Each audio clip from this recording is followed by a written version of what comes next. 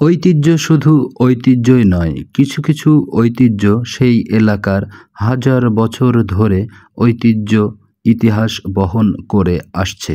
সেই রকমই একটি নতুন ভিডিও নিয়ে আমি নয়ন আবারও আপনাদের সামনে হাজির হলাম। আসসালামু আলাইকুম প্রাণপ্রিয় বন্ধুরা, কেমন আছেন? আশা করি সবাই ভালো আছেন। যারা আমার এই ভিডিওটি ইউটিউব অথবা ফেসবুক থেকে দেখছেন, সবাইকে জানাই আন্তরিক অভিনন্দন ও শুভেচ্ছা। প্রিয় বন্ধুরা, আজকে আমি যাচ্ছি চাটমোহরে।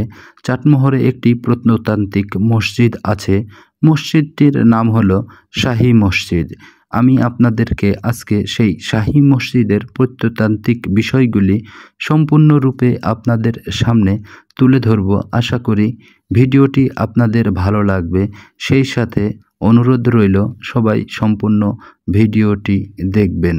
তো চলুন প্রিয় বন্ধুরা, আজকে আমরা চাটমোহর শাহী মসজিদটি দেখি। চাটমোহর শাহী মসজিদ বাংলাদেশের একটি প্রাচীন মসজিদ।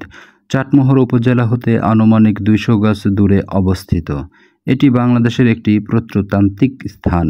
একসময় মসজিদটি ধ্বংসরূপে পরিণত হয়েছিল। 1980-র দশকে বাংলাদেশের প্রত্নতত্ত্ব অধিদপ্তর এটিকে সম্পূর্ণরূপে নির্মাণ করেন। বর্তমানে এটি একটি সংরক্ষিত ইমারত। মসজিদটিতে তুঘরা লিপিতে উৎকীর্ণ একটি ফার্সি শিলালিপি ছিল।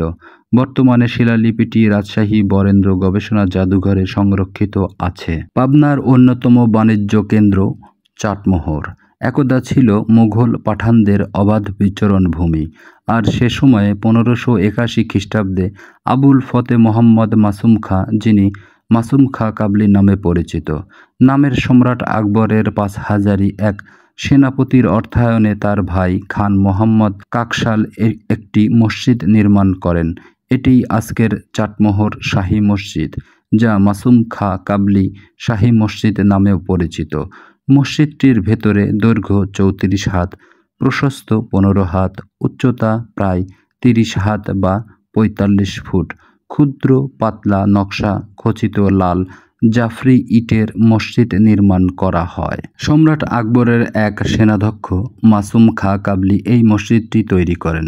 মসজিদটির উচ্চতা প্রায় 45 ফুট। এর উপরিভাগে 3টি গম্বুজ এবং সম্মুখ ভাগে 3টি খিলান আকৃতির গেট রয়েছে ও পশ্চিম পাশে এরকম খিলান আকৃতির আরও 2টি গেট আছে। মসজিদের অভ্যন্তরে মেহরাবের চারদিকে ইটের কারুকার্য লক্ষণীয়। এই মসজিদের অভ্যন্তরে ছোট ছোট 4টি কুলঙ্গি রয়েছে। মসজিদের বাইরে এবং ভেতরে দেয়ালের গাত্রে জাফরি ইটের সুন্দর কারুকার্য দেখা যায়।